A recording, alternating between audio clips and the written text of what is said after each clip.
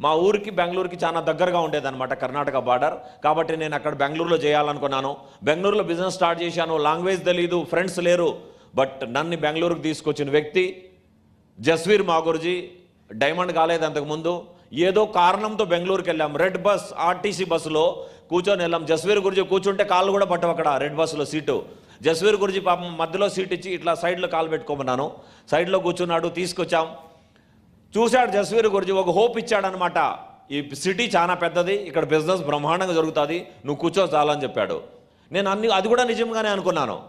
Yes, నా upline చెప్తున్నాడంటే నేను ఏ రోజు ఎవరిని తేలిగ్గా తీసుకోలేదు. ఎస్, నువ్వు చెయ్యొచ్చు, ఈ సిటీలో పవర్ ఉంది, నువ్వు కూర్చో అని చెప్పాడు. నేను అలాగని కూర్చున్నాను. ఆ తర్వాత వచ్చాడనమాట great royal team, tiger team founder leader Vikas Yadav Guruji గారు నాకు హెల్ప్ చేయడానికి వచ్చాడు.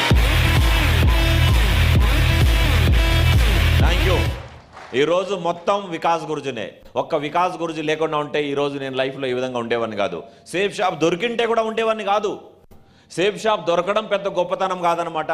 సేఫ్ షాప్ దొరికిన తర్వాత మీకు గైడ్ చేసేవాళ్ళు ఎలాగున్నారు, కోచ్ చేసి మిమ్మల్ని ముందుకు తీసుకెళ్లే వాళ్ళు ఎలాగున్నారు.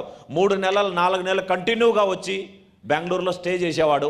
ప్రతి విషయం నేర్పించాడు. ఎలాగ చేయాలి, ఏం చేయాలి, లీస్ట్ తీయడం దగ్గర నుంచి ఇన్విటేషన్ ఎలాగ చేయాలి, ప్లాన్ ఎలాగ చెప్పాలి, ఫాలోఅప్ ఎలాగ చేయాలి.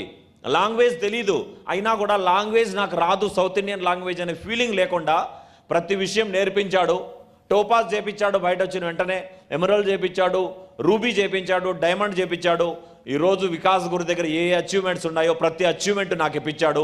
ఈరోజు తల్లిదండ్రుల తర్వాత ఎలాగైతే ప్రతి ఒక్కరు కోరుకుంటారో నా లైఫ్లో గ్రేట్ మెంటర్, నా లైఫ్ కోచ్ ఎవరన్నా ఉండారంటే అది ఓన్లీ వన్ వికాస్ మాగుర్జీ మాత్రమే.